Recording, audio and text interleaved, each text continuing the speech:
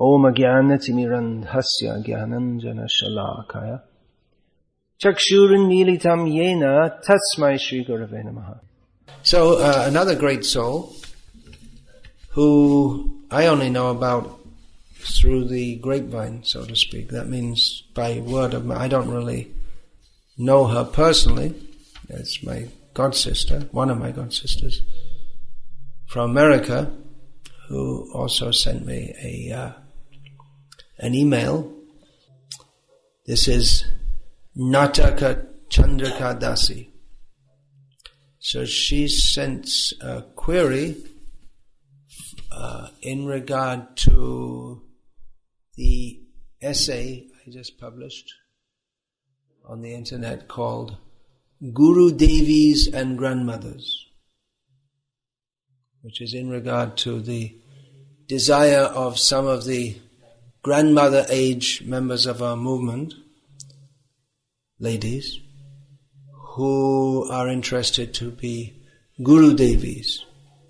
So my point was, and I've made this point previously also, is that if we are to establish Varnasrama Dharma, as Srila Prabhupada spoke so much about, then it's probably better that the Matajis take the role, the traditional roles of Matajis, and be gurus in that way, in the way that Shastra ordains for them. By the first guru is the mother, so looking after the children, looking after the home, and in this way, stable families means there have to be responsible husbands, men acting like men, women acting like women, and then stable, committed families for husband and wife committed to each other. And then they can build the building blocks of stable communities, which that's the meaning. Without that, there's no Varnashram. It's not just a set of rules and regulations. So that was the gist of that article. She wrote, in your much appreciated Guru Devis and Grandmothers article, you mentioned the importance of stable families and stable communities. Having taught in ISKCON schools for almost 30 years, you see? Who's making big propaganda? So, great devotee, 30 years teaching in ISKCON schools. It's no small thing, is it? I have seen firsthand the effects on children who come from unstable, split families. Most, if not all of these children are at a disadvantage, and many suffer emotional issues like lack of self-esteem, etc. As teachers, we find that unless these issues are addressed, it is very hard to teach the child anything. So we try our best to work with the parent, parenthesis S, close parenthesis, because in many cases only one parent. Only one parent within the horizon, the other is not seen. We work with the parent to get them to see the connection between meeting their child's needs and their child's future stability. The problem is many of these young devotee parents do not know what is a normal, stable home, as it was not modeled for them. Once I tried to organize a group of older, exemplary ladies who might be willing to meet regularly with the younger generation of mothers. Almost all of the elder ladies concluded that would not be practical, since many of the younger mothers work, do not have time, etc., and that the best thing we can do for them is to preach by example. Personally, I am worried about the future of our grihastas if this training is not given somehow.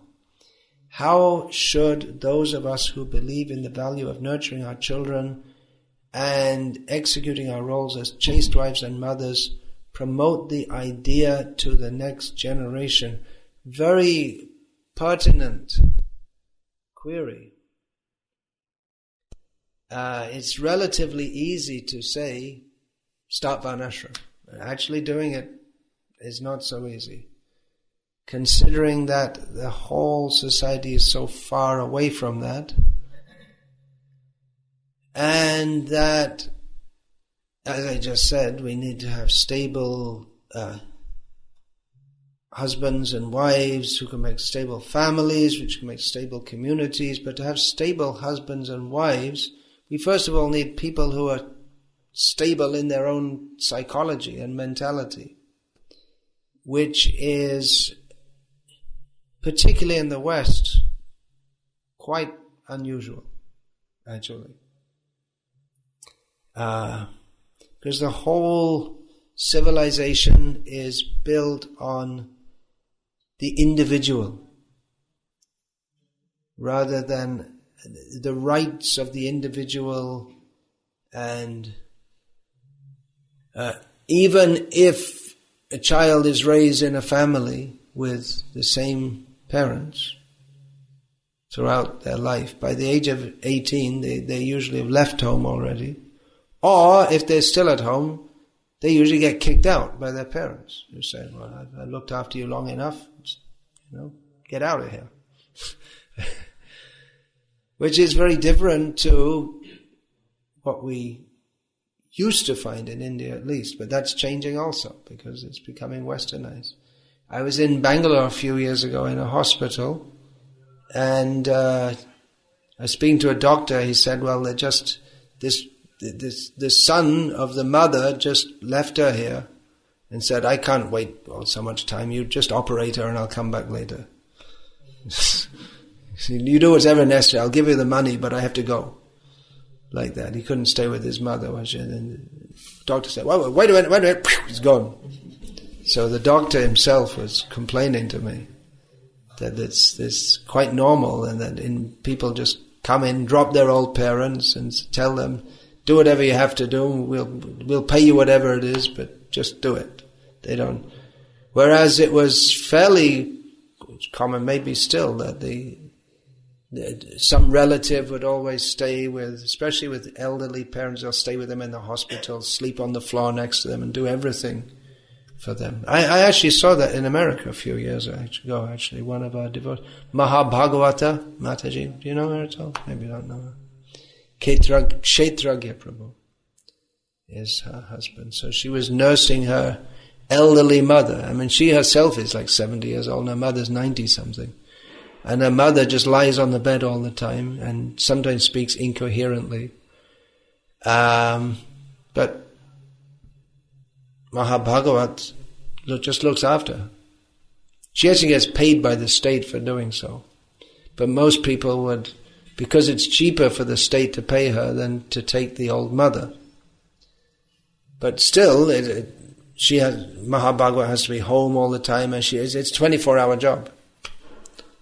It's like looking after a child. But, so I'm digressing a bit here. So that family atmosphere of selflessness and parents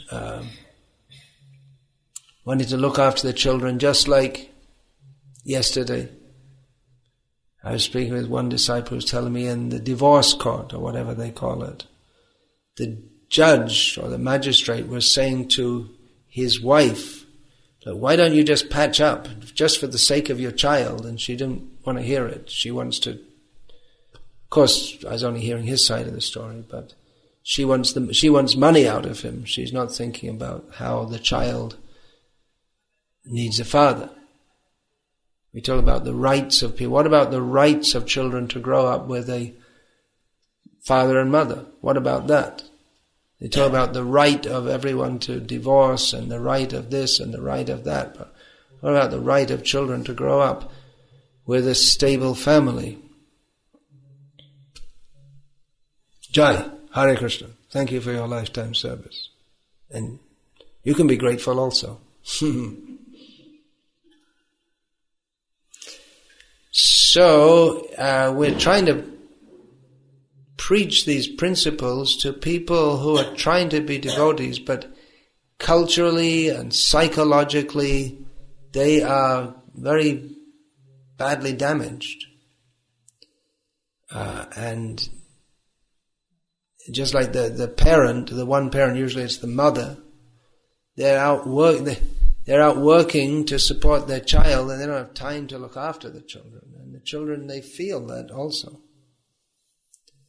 I spoke about this before. Latchkey children means they have a key and they come back to the apartment and they open when they come home from school and they open and there's no one there. They have the key. That's all. So home is not really a home. So they grow up like that, and then actually I grew up like that, latchkey, and unhappy childhood, you could say. I mean, definitely, in many ways it was. I can't blame my parents because the world is what it is. But I really saw and understood what family culture is when I was traveling in Bangladesh, because we would stay in people's homes. And family there meant family, still does. I mean, big family. And in the village, all the kids will be running here and there, in and out of different homes, and the whole village was like a family. And there'd be arguments and fights among them also, but well, that also happens in families, but still it's a family. So, what to do? I mean, this Devamrit Maharaj, he gave a whole seminar on preaching in the modern world, in which he said that most of the people who we're preaching to, they want to be devotees, but they're psychologically and even physically in such bad shape, even physically, because people grow up eating junk food, and then they start having sex even before they're ready to at all, and then so many intoxications, legal and illegal, they're taking, and they live such a wild lifestyle. And then even they may be born with various things. They may have, just like this, what's it called? Autistic, what's that, children? Autistic children. So that's quite common now. And one theory is that that's because the mothers have so much poison in their bodies that the children's psychology is affected by that. So people are psychologically seriously damaged, and physically also. So he was discussing about that. What to do? Well, what to do? What to do? Go on preaching. In this regard, I'd just like to read a pertinent Hare Krishna. A pertinent section from the transcription of Srila Prabhupada's conversations. It's conversation in France, in Paris, which is well known as being a center of sense enjoyment. Srila Prabhupada commented on that. He said in this country or city, when he went there, he said, the two main things are wine and women. So France is very famous for these two things. It used to be that France had a very loose culture, means sexually loose. It was a normal thing that men would, apart from their wife, they'd have some extra girlfriend. So it used to be known as very loose. Not nowadays, because that's become the culture everywhere. So anyway, translator, that's probably Yogeshwar Prabhu. She, this is speaking of Mrs., I don't know how to pronounce it in French, looks like Marchand in English, but I'm sure it's pronounced differently in French. Translator, she wants to know if it is recommended that a woman should become a sannyasi. Prabhupada, women should stay under the father, under the husband, and under the elderly sons. Nothing more. Therefore it is the duty of the father to give her in charge of a young man when she is young. This is Vedic culture. Translator, she's asking, what should a woman do if she is alone? Prabhupada, she cannot be alone. And Prabhupada quotes something, but it's not clear what it is. Women should not be allowed, just like children. Children cannot be alone. That must be taken care of. Similarly, a woman in childhood should be taken care of by the father. When she's young, she should be taken care of by the husband. And when she's old, she should be taken care of by elderly sons. You'll find in the Vedic literature the father's responsibility is until she's handed over to a suitable young man, and the husband's responsibility is so long she hasn't got elderly children. At that time she has got elderly children, he can leave home and take sannyas. So the process is a woman is kept under protection always. There is no independence for women. That is still in India, it is going on. The father is obliged to find out a suitable husband for the daughter and give her in his charge. Then his responsibility is finished. Until that, he is responsible to take care of the daughter, unmarried girl to remain always under the protection of the father. So Srila Prabhupada speaking the ideal. And then, it says Yogeshwar, and then Yogeshwar comes in with the practical reality. But today there seem to be so few qualified husbands. So, so I'm relating to this to what Nartak Chandrika Mataji is saying, that we're talking of the ideal, we're aiming at the ideal, but the reality that we're dealing with is a long way from that. So Srila Prabhupada replies, because you do not train the boys to be qualified, you train them to become debauched. You know what that means? Debauched means vyabhichari. What can be done? You train them from brahmachari, then they'll be responsible husbands. Both the girls and the boys should be trained up. Then they'll be responsible husband and wife and live peacefully. In their young days, if you give them freedom, they'll spoil. What can be done? Young, youthful days, if you give them full freedom, they'll be misguided and spoiled. Translator, she's asking that since in these Western countries the families are so broken up, that's the point the Mataji Nartak Chandrika is making, and the women sometimes cannot find a qualified husband, what should she do? Prabhupada doesn't really directly answer that. He says that here is the society. You train them. You have got all children, you train them in that way. Whatever is done is done. Now you can make a very good society, Krishna conscious society. Not that our mistake has been done, you should continue, rectify it. So Srila Prabhupada doesn't really answer directly what should be the question about what should be done about the present situation, but he says to train the children to make the future situation better. But Nartak Chandrika Mataji, who has 30 years of experience in teaching in ISKCON schools, is saying that even the children are in such bad shape that it's very difficult to train them. So what to do? Well, there are different things you can do. One thing you can do is just give up altogether, but that won't help anyone. And the other is just to keep on trying. Doesn't sound very hopeful, but there is hope. And the hope is the holy name of Krishna. That, what is that verse?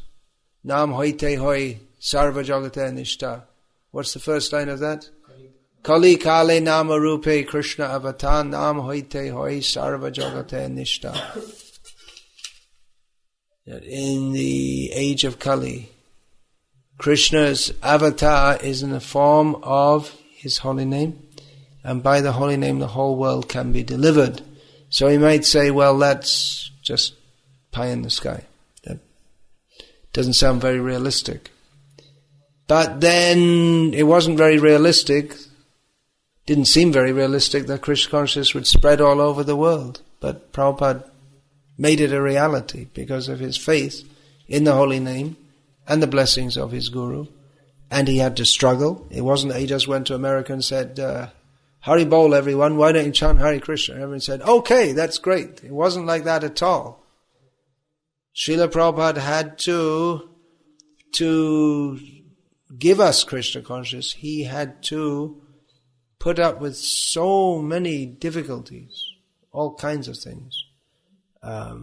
It wasn't that all his disciples were just completely submissive, and even as Srila Prabhupada was to find out that Well, I'm sure he'd seen that in India also with his godbrother's disciples, and that it's not just that, well, if the guru tells something and then the disciple says, well, okay, and just follows. And many disciples, even if they have a desire to do so, the weakness is also there, so they may not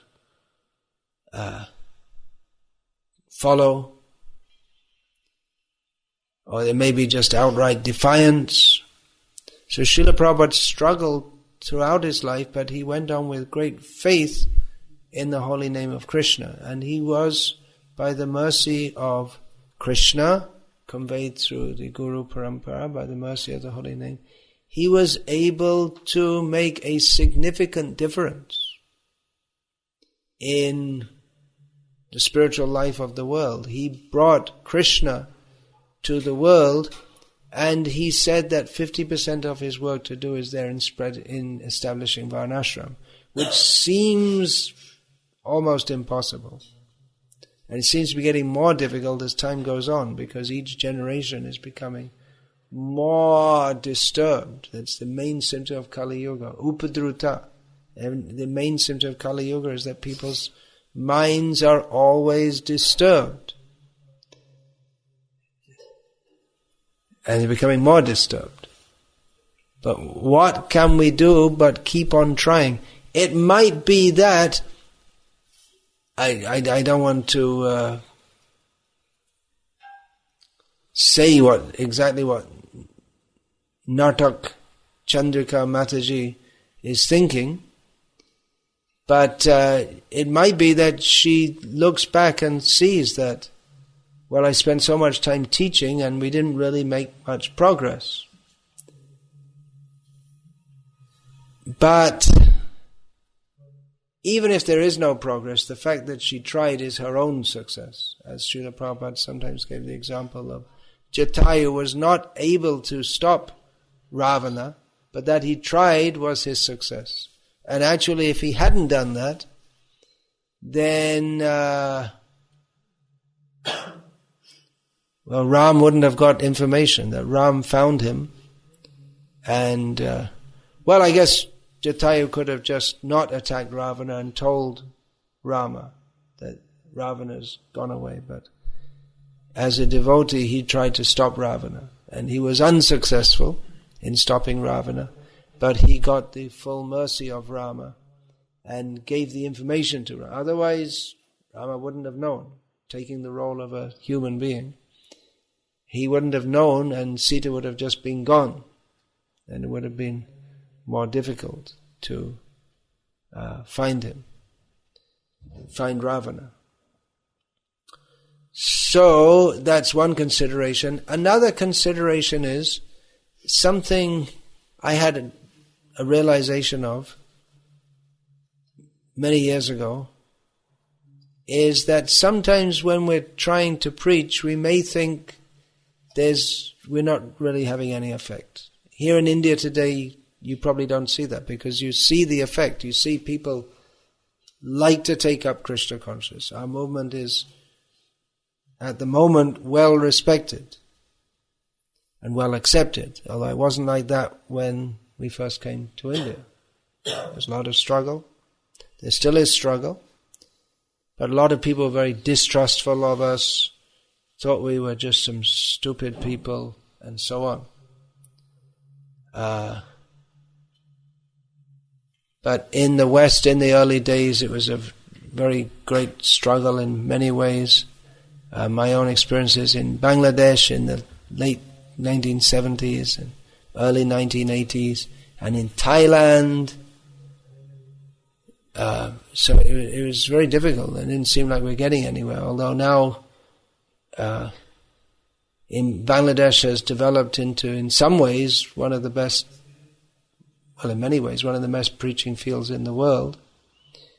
So many people are taking up Krishna consciousness, following the regulated principles, becoming initiated, which was, in those days, beyond our imagination. We couldn't even, it was difficult. It was rare to convince even anyone to give up eating fish.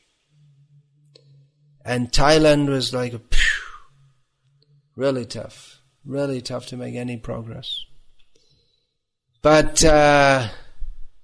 gradually I got to realize that any preaching, it does have a cumulative effect, and some people take up Krishna consciousness, even people you don't expect. They come through in the end. I had this, I really had that experience strongly. One time I was in Burma. I went to some town, Tongji. I think it was the first time. No, maybe someone had been there before. Or maybe it was the first or second time an ISKCON member had been there. So I went there and I did a little tiny program with a few people.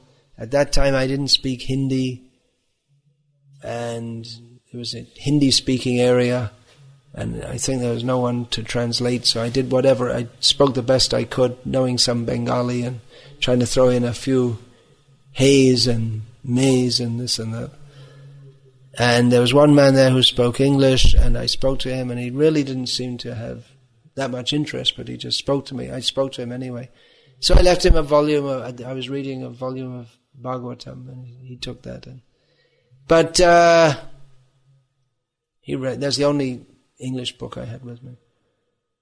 So eventually, not long after that, actually, a few years later, he thought, well, now I have to retire and take sannyas. Says in the book, what we just read here also.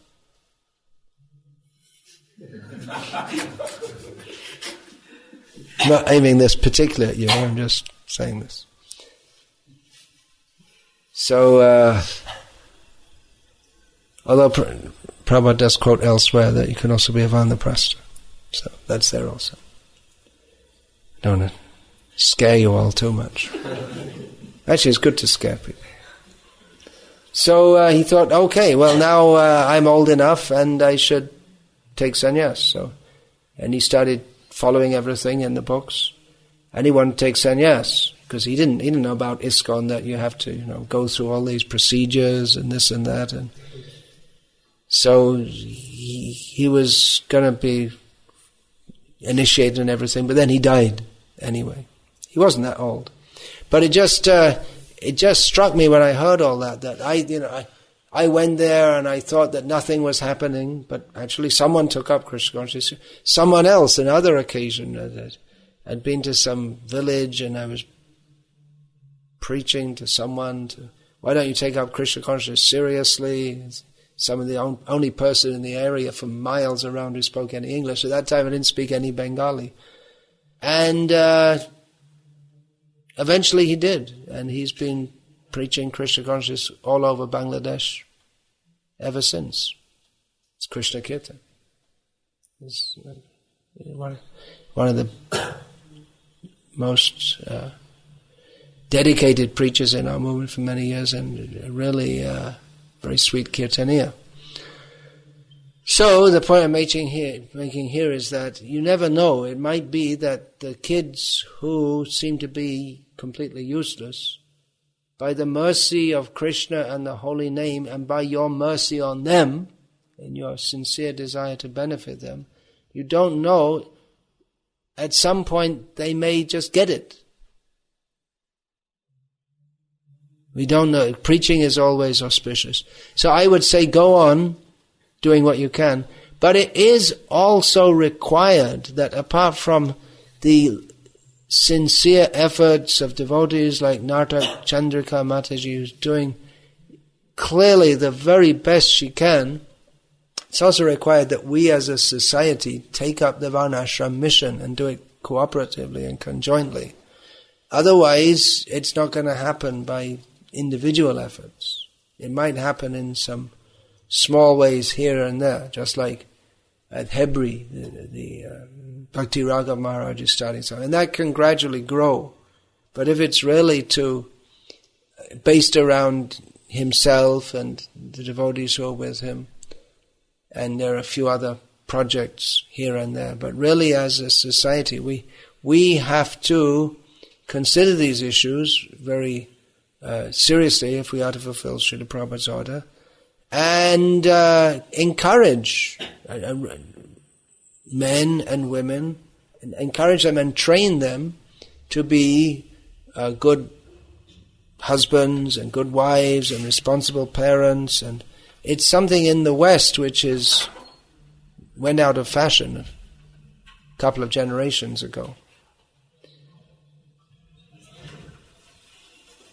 But now in this regard, there is also submission by another disciple of Srila Prabhupada who's been preaching Krishna conscious in America for many years, Shiki Mahiti. Do you know him? You've been living in India all day. You know him? No. So I just met him recently at New Telephone, where he had come to nurse his the devotee who helped him when he first joined the movement. So he was dying, and now he's died. He's gone to Krishna. That is, what is his name now? I just came up. As our own society, devotees society, to have any better cultural values, and then we can't. It becomes very difficult to train devotees as devotees, or the children of devotees as devotees, if they're completely psychologically messed up, because they feel that no one really cares for them. As you can imagine, if their father, they never see them, they see the father, and the mother is working all day, so she doesn't have time for her children, even though she may have the best of intentions. So,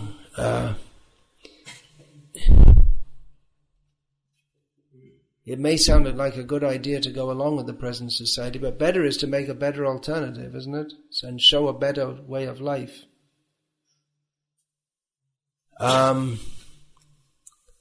So I'm told the religions that are growing most in America are Mormons, Roman Catholics, and Pentecostalists. And they're all strong on traditional values. Because people don't really need a religion that tells them or doesn't tell them anything. They want people take to a religion because they want to get a better way of life. They feel their life is not in order, and they want to get a better way of life. So it may be that some people, if we say, in Mormons, actually it might be in 3 or 4 days' time that the President of America is a Mormon. And the Mormons are very traditional in the sense that they only have men in positions of authority within their society. And the Roman Catholic Church is like that also. So, some people might hate that and say, hate misogynist and all this kind of thing. But it shouldn't be impossible to preach to people and tell them that we are like this because of this. And actually there is a conversation between Srila Prabhupada and Tamal Krishna Maharaj and Hari Shori, where they're discussing how there's this big court case in America in 1977, brainwashing, Hare Krishna is brainwashing, and very bad publicity against movement. But Prabhupada said, you preach and tell them what our position is. He said, the devotees, they wanted to go in court with suit and tie and grow their hair. Prabhupada said, no. Go with your dhoti and tilak and shaved head and tell them, this is our position. Your position, and I won't say it. Prabhupada told his disciple to say it in the court, but I won't say it here, what Prabhupada said to say, because it's true, but it's so graphic that I don't want to say it in the presence of women. You can look it up if you want in the database, but I don't think the devotee, he didn't repeat it, and Prabhupada, he was very, very strong on modern society, how degraded it is. He said, preach what our philosophy is. We are like this because of this. So we should be able to preach. It's not such a difficult thing for people to understand. That God has given different bodies. There's a male body which has a certain function, a female body that has a certain function. Motherhood is not just a biological activity, but the mother has to be there for the children, to look after them, to cook for them. The father has to be there as a authority figure, so this is why we have it like this. And gradually people are realizing, at least there is, how to put it, feminism, or the idea that men and women should have equal social roles, is on the way down. It's peaked in America, seeing the adverse effects of that. So the idea that we should just adopt the values of the modern society because it's easier to integrate with it, no, I don't agree with that. It's more difficult to go against the flow, but it's better to follow Krishna's plan and Prabhupada's plan and establish a better society. That's my answer to that. So what to do again with kids who are really disturbed and parents who are really disturbed? We got to do something. We should get together as a society and discuss these things. If we just accept it, well, it's just normal that people are so disturbed. But we should be able to improve the situation if we as devotees come together and see what we can do. Devamrit Maharaj in the West, he has a halfway house for devotees. If they're going to become full-time devotees, he has them, just like we have this base here, people get used to being in Krishna consciousness, by being in the association of other aspiring devotees. So that's one approach. There may be others also. So I don't have a clear answer. What do you do with people who are, especially she's asking about the kids of devotees who themselves are in a very disturbed situation. Children are more disturbed. I don't have a clear answer. I'm just saying that we as a society have to be serious about executing Srila Prabhupada's clear order to establish Varnasrama. And if we don't, then we'll always be in the situation of making new recruits from the public, some of who stay and some who don't. But if our own children don't become devotees, then we're not really succeeding, are we? The children of devotees don't want to be devotees. We're not really succeeding. Here in India, we find that many children of devotees do like to be devotees. India still has a supportive culture, but it's very good that Krishna consciousness is spreading very well in India now. But our success we'll have to see worldwide if we can really establish the movement in America, in all the countries of the world, including Africa, the Muslim world. There's a lot of work to do. Even here in India, we're mostly dealing with the urban middle class. There's only a very small section, if you consider there's the village people.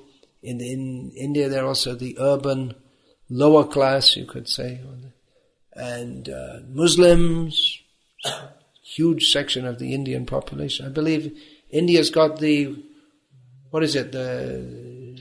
third largest Muslim population in the world? Number 1 must be Indonesia, number 2 Bangladesh, and I think 3 is India, ahead of Pakistan. Or maybe number 2 even, I'm not sure.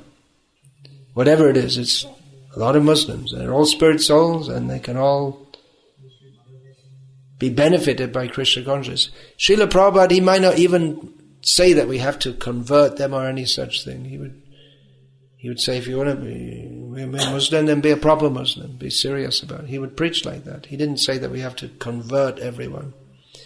But he would encourage they should chant the holy name and follow their principles very seriously. Of course, the cow killing question, that's a very big divide between Hindus and Muslims.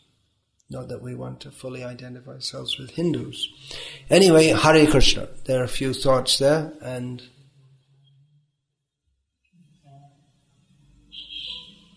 What do you think about all that, being a young woman growing up, I'm speaking, I don't know your name, growing up in modern India, devotee parents, devotee?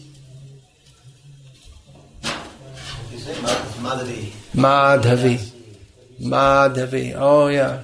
Rukmini told me she's coming down for your wedding. When is that? January 27th. January 27th, the day after Republic Day. Is that a weekend? Yeah. You get 3 days altogether.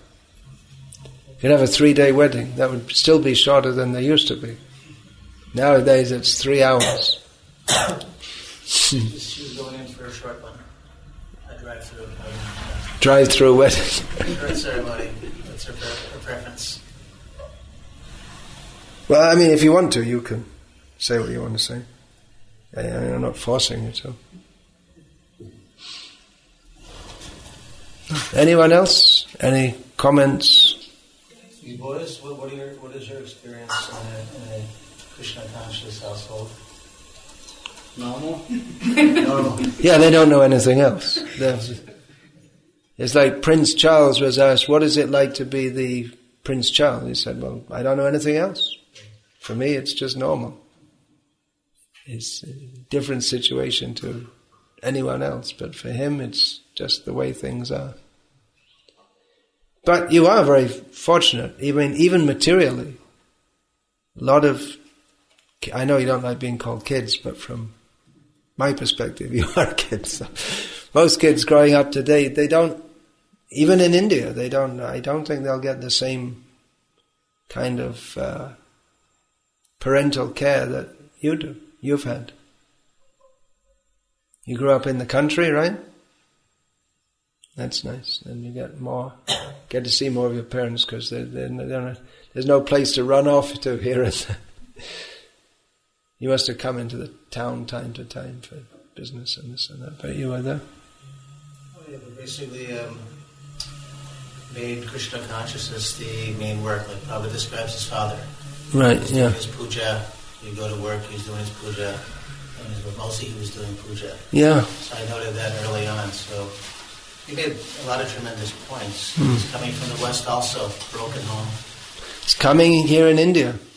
This devotee told me, I'll just interject here, one devotee told me he's in the middle of it's a long, grueling and bitter divorce. And he told me that from his group of friends, they're all like him in as much as they're all principled young men. I mean, they're not meat eaters, they don't drink, they don't smoke, and they all come from what you could call good homes and this and that. And they're not wife beaters or any such thing. But he said out of the group of 11 or 13 of them, 4 of them are either divorced or going through divorces. It's just normal nowadays. Please continue. Yeah, it's the influence of modern life. It's horrible. I mean, the saving grace for me in my life was that, of course, Srila Prabhupada and reading his books. Reading Prabhupada's books. Yeah, I remember you told me. That was what saved me. You just read and you do a lot of reading, yeah. Then what you try to do, I guess, is that you have to go for the ideal. I would say, go for the rhinoceros. If you're going hunting, go for a rhinoceros. Because if you don't get it, no one will think you would have gotten it anyway. Always go for the good side.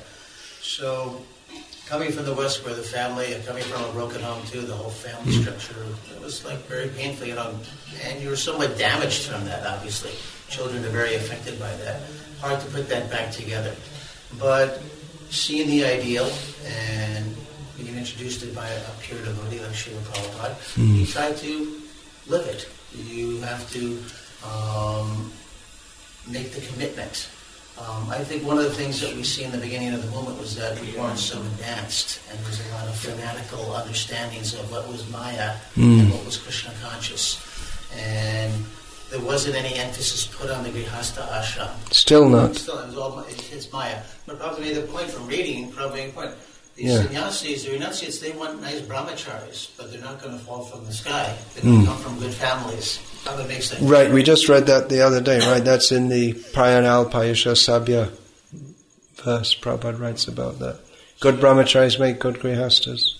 And then they make good vanaprasthas and sannyasis. And another thing is, a lot of times, because the materialistic conception of life is very strong in the world, we all want to be the big man. It's just because we leave the spiritual world to become the master. And we have what's called big name devotee.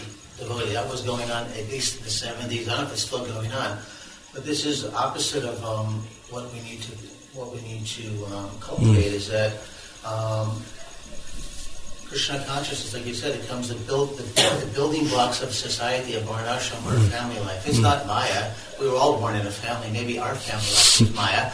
So therefore, we want to make everything else zero. That's kind of the impersonalist maybe mentality that we have in the West.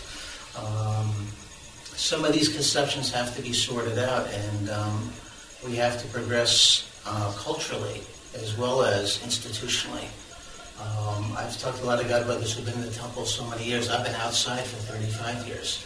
And he goes, well, Jagannath, you're kind of a cultural devotee. They say, well, I'm an institutional devotee. And they appreciate it because it's a different perspective. It's a reality. It's not Maya. We have to go through so many phases of Varnasrama actually to gradually come to the point of developing pure love of God. And although it's definitely not prestigious to be a grihasta in our society or spiritually, it is a necessary stepping stone to get to that platform. Prestige is not what we're after, right? But we're not. We should be after it. But I'm saying that facetiously. Yeah, I understand that.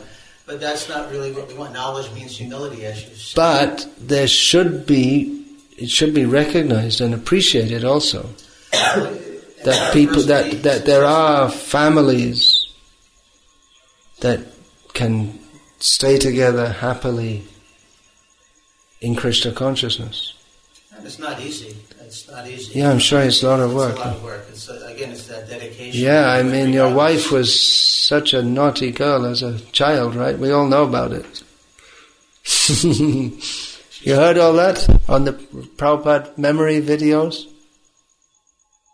You heard about that? She, very naughty girl. Had a lot of association with Prabhupada, being very naughty. I just want to say, all the points you made are very good. One point I want to bring up is in the world today, what's happened in the last few hundred years is that there's always wealthy people there. The world changed from a cooperative society, to a exploitative society. And it's really now. And therefore we all feel separated. It's divide and conquer. We don't come together like some of these Mormons that I see living in the Gams in India for 8 years. During harvest time, all the people come together and they help each other. That's the way it has to be, yeah. They all help plant their rice. This is actually cooperative living. This is Varnasrama. This is the stepping stone for Varnasrama. In the West now, or even in the modern, in Mumbai now, in the cities, no one's going to help it. And everyone doesn't say hi, everyone's their own person. It's a individualized society. And this is due to the desire for wealth, desire for prestige. And the rich have separated society like that. That's why you had Kshatriyas in the Vedic society. They had the money, but it was cooperative. They had the land. Now everyone wants to own a piece of land. You can't own land anymore, basically. You have to be a very wealthy person to buy a little piece of land. Then you were given land by the Kshatriya, the land. He was the representative of God. He gave the land, and you gave back 25% of your earnings to him. As an idea for our society, Prabhupada wanted these farming communities very much. So you have two different types of people in our movement. We haven't really brought them together yet. You have the 1% living in the temple and the 99% that are living out in the world right now that are very much struggling. But if you had some land, you have some communal farm for the renunciates. Then the rest of the land you give to the rest. Okay, you take 1 acre and you give them 25%. And you're like, this is the cooperative. Yeah. Because when you have one of the problems. Prabhupada wanted the farms, but it's very difficult to get together because first thing is how you can afford it.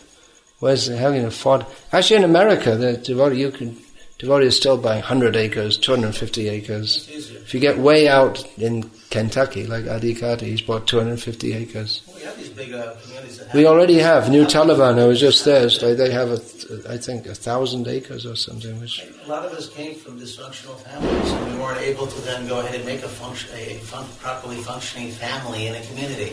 It was always, we've had our problems with doing that, with cooperating and getting along, and not thinking that you're Maya if you're going to get married and go through the stage of life. All these different, kind of weird conceptions, family conceptions we've had as we're maturing. I think, like this Nadakachanda Mataji saying, we have to see the tremendous damages there if we don't come together as a society, which means, what Prabhupada said once is a very amazing quote also.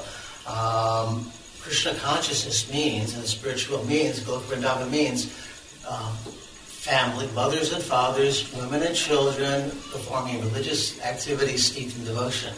Sometimes I think that some of the Prabhus that are so much into just the renunciation side, they'll go to Maharloka, they won't go to Goloka. Because they won't be able to handle the activities that are going on there, the gopis, Mother Yashoda, like that, as we're performing now. I think we have to have a more mature understanding. Well, actually, who is it? Bhakti? Was it Bhakti Saraswati or Prabhupada? That the idea that you have to learn love in this world, and otherwise you can't love spiritually. That was being promoted by some sahajas in a very gross way. So he rejected. You can imagine exactly what I'm talking about. But my experience having cows was that if you it's not having cows, it's such a central part of human life. Yeah. So if you don't have a cow in your house, God is not in your house. That's in the South. They have that common saying like that. And you can love a cow. You can usually love another human being. So these are some very basic things. Very basic points. Forgotten that we don't think are important. I have a proposal for you. Now that your kids, if you don't mind me saying so, are almost grown up, you can take this up, preaching about the necessity and value of stable families. It's required in India, it's required all over the world. Because in ISKCON it's just completely normal that devotees get married, they get divorced, and there's no stability.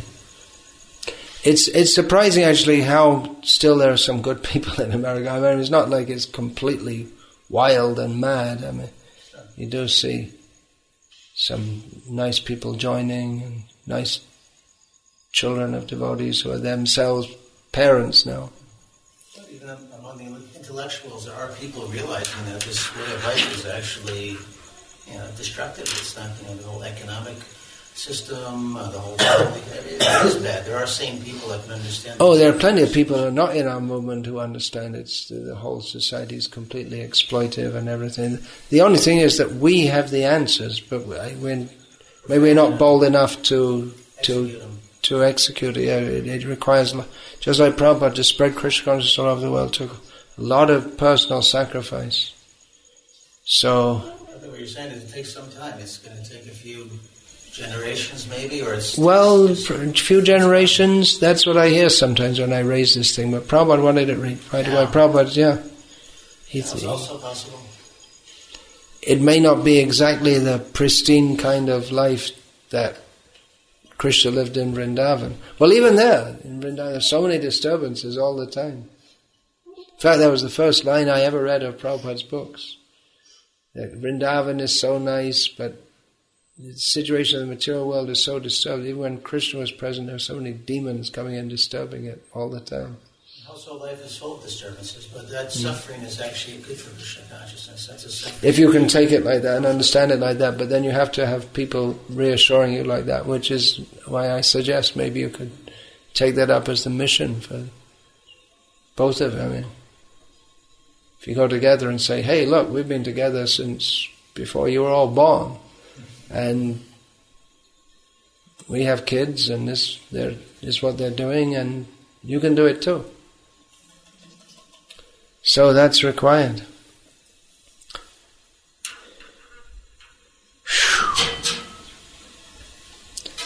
And there's so many kids growing up. This Natak Mataji is speaking how they they're very difficult to help because they don't trust anyone.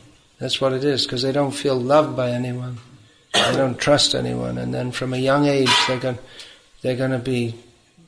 always going to be disturbed in the class, and it's very, very difficult to teach. You can't teach kids unless they really trust you, which was why I guess I never really learned anything at school, academically, because I had no faith that anyone there really wanted to help me in any substantial way. It was just a job. The teachers had a job.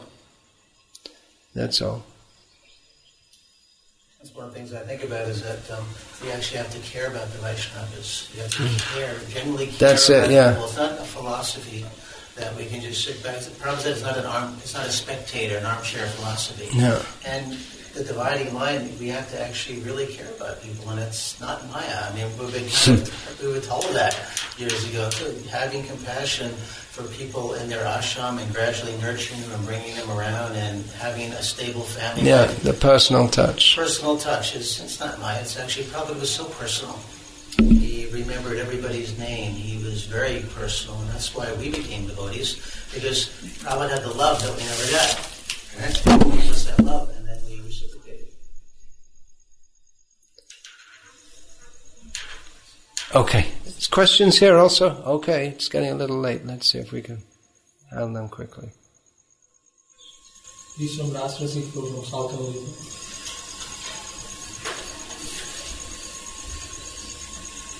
You mentioned important topics today. One, the implementation of Varnasrama and female-bodied souls taking the position of Diksha Guru. Both are in regards to acting according to our nature. Are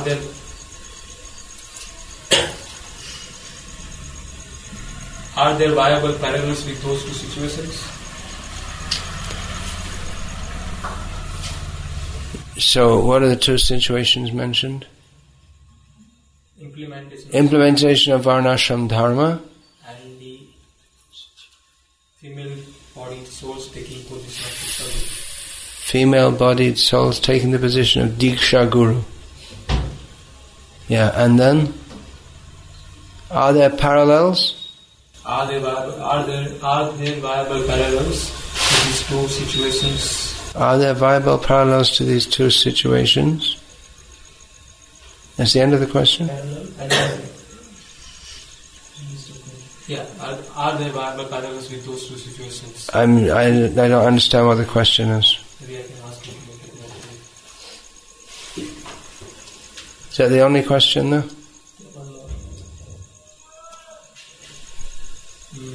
That's from Mahatma Mataji.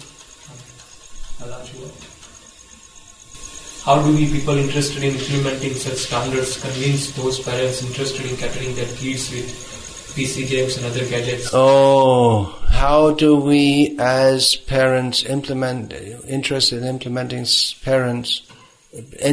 such standards, do so or convince the parents who interested in playing PC games or interested in catering to their kids for that?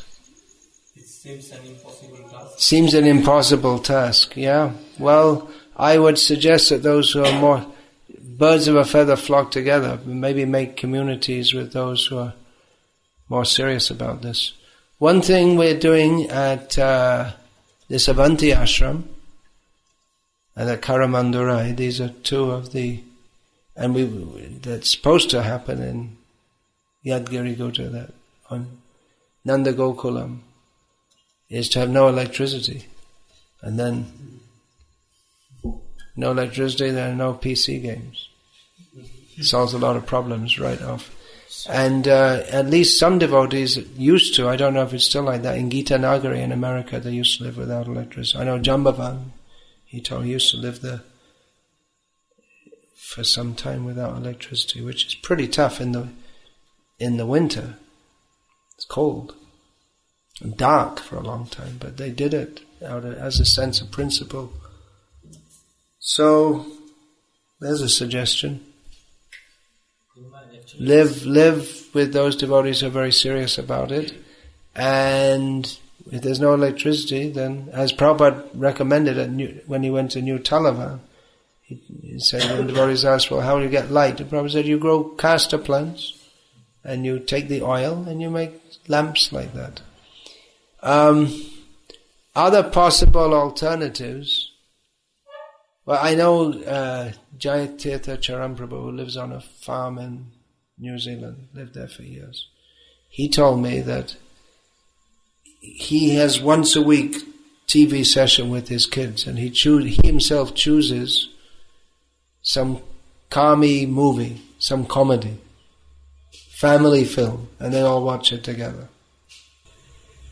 So, maybe that's not the strictest standard, but that's what he does, or used to do. That's a possible alternative. I guess that's in the spirit of Prabhupada watching Charlie Chaplin films when he was a kid.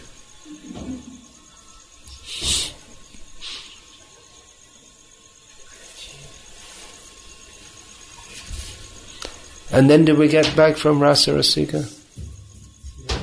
Acting according to our nature in relation to a female body soul. Female body souls acting as Diksha Guru, and does that fit into Varnasrama system? Does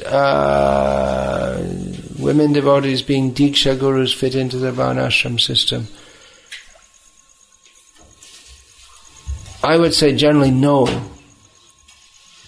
because being Guru is generally a male role, in as much as Shishya means Shashan, disciple means discipline.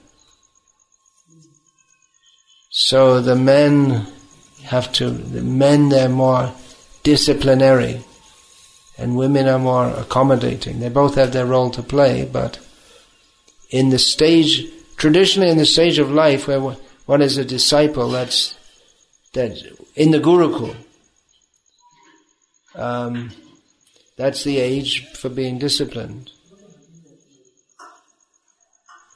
That Prabhupada used to quote Chanakya Pandit, Tarava Bahavo Guna. It's very good to Tarava, chastise the disciple. And Lalayat Bahava Dosha, to indulge them is very bad. So there are various considerations about this also. I mean, we just read how Prabhupada said that woman has to be dependent or not independent. And, traditionally women look after children. One reason why society has changed and it's been possible for women to be independent is because of contraception, which allows there to be hum do hamare do. Otherwise it was hum do hamare jitne bhi ho.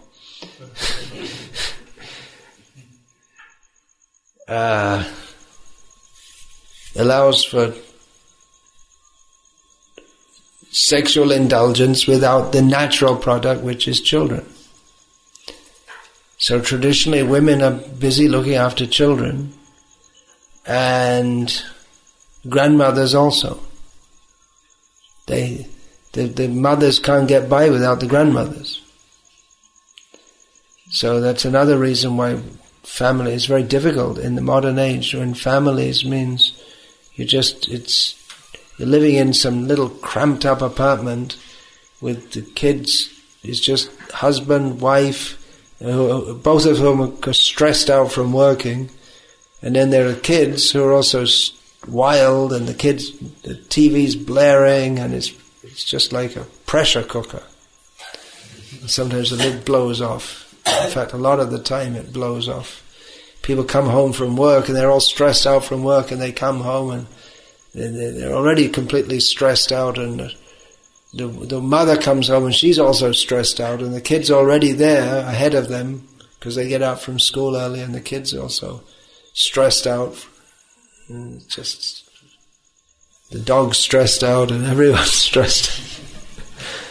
It's not human life. This modern urban life is not civilization. You have to get away from that. Even in the country now, people are living with the same city culture. So it's a big job, but we have to do it for Prabhupada and for the world. So, women Diksha Gurus, I don't think it's the need of the hour. Better they be, set a good example as being, you can read that article, Guru Devis and Grandmothers, it's on my website. It answers this question actually. It's not completely banned, but it's not really the need of the hour.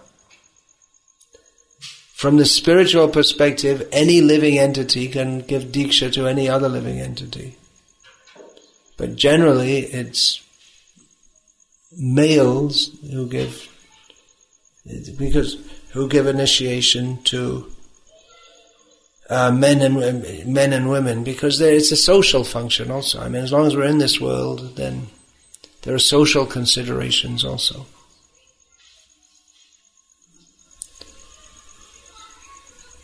So we'll finish there. Fancy idea. Maybe all the women who wants to serve and can't get any devotee husbands can get together and learn how to take care of children. Is that possible? All the women who don't have husbands should get together and learn how to have children. Have children without husbands? Who can't get any devotee husbands. You can't get devotee husbands. Well, Prabhupada spoke of polygamy. And he said the reason for that is because there are more women than men, and then some women are renunciants, and so it's required that some men accept more than one wife. And then he said, but he was promoting this idea at one point, but then he said we shouldn't have it in our society because it's illegal and people think badly of it, and we don't want to promote it within our society. My understanding of this is that it can be done by devotees who are not within the institution. Like you're saying, you're not within the institution. And I don't think it's so bad that it will be considered so badly. Just like this Mormon, maybe a Mormon will be theoretically or advertised as the most powerful person in the world in 3 days, because the election in America is in 2 days. And one of the candidates is a Mormon. If he doesn't get voted in as the president, he'll be, within about 3 weeks, he'll just be completely forgotten. But the Mormon religion started off as polygamous. They were promoting polygamy. Now they stopped that, although some of them still believe in it, but they're not allowed to do it by law. But some of them still do it quietly or privately or whatever. So, again, I don't think if some devotees do that, if they, for the sake of being merciful to women who want to be devotees and not getting devotee husbands. Of course, it may mix with some other desires, but even then, if men have other desires which are not so good, then it's better to, just like it's quite common, a man, even a devotee, divorces his wife and marries again. Well, better than that is to keep your wife and marry again, isn't it?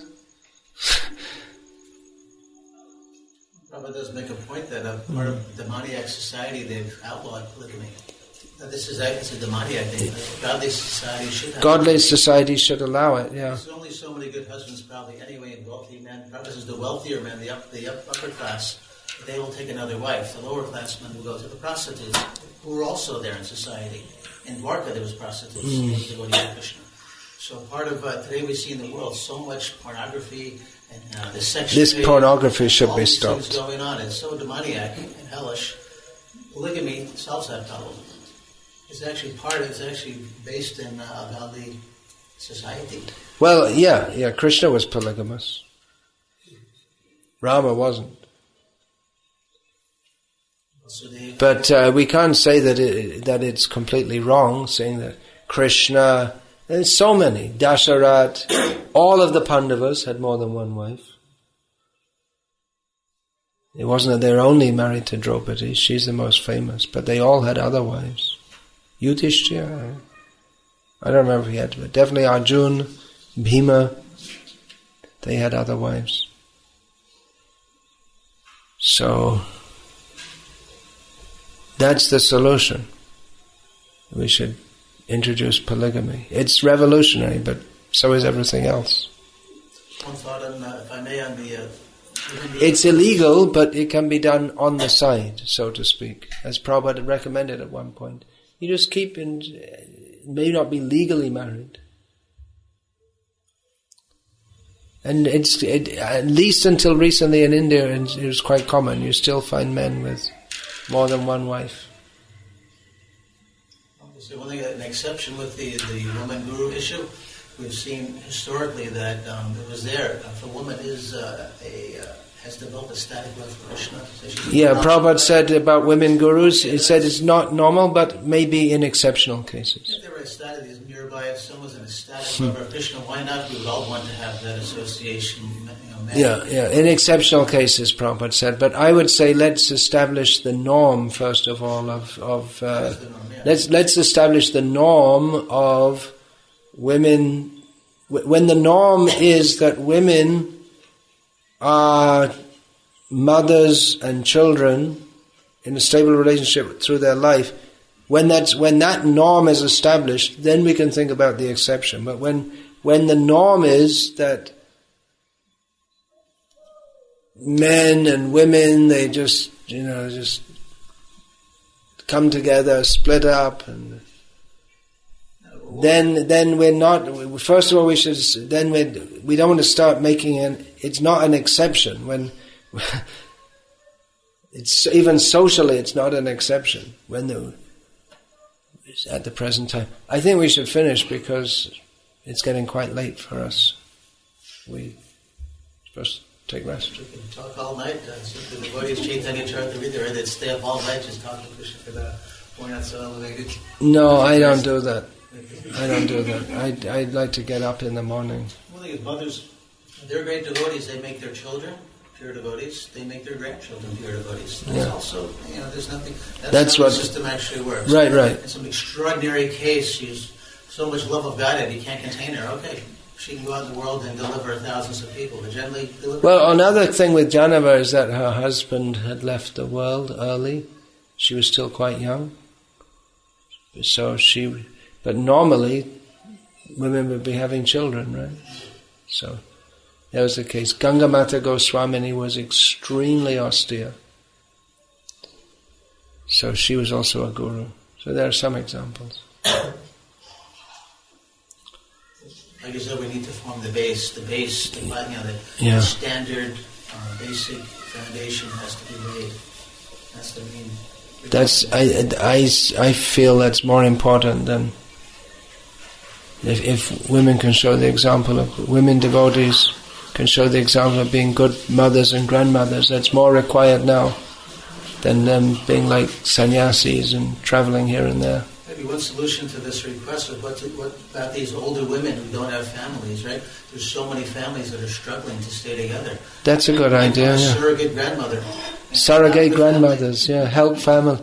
The women who they don't know what to do because they're older and they've got a lot of experience in Krishna consciousness, so let's travel around and preach. Well, you can become, as Jagannath Charan Prabhu has suggested, a surrogate grandmother. Adopt a family that needs a grandmother. Good suggestion. Or a few families. They could go to communities and help. What a great service. Help the young parents. In a Krishna conscious way. That's material, but Krishna consciously. In a Krishna conscious way. Also handling the material situation expertly. Hare Krishna. Hare Krishna. All glories to Srila Prabhupada. Hare Krishna. Thank you so much for coming. Thank you for coming to Valsad. Squeaky Vyasa. Is there a mouse there? No, it needs a little oil. Do you have a little prasad? Yes.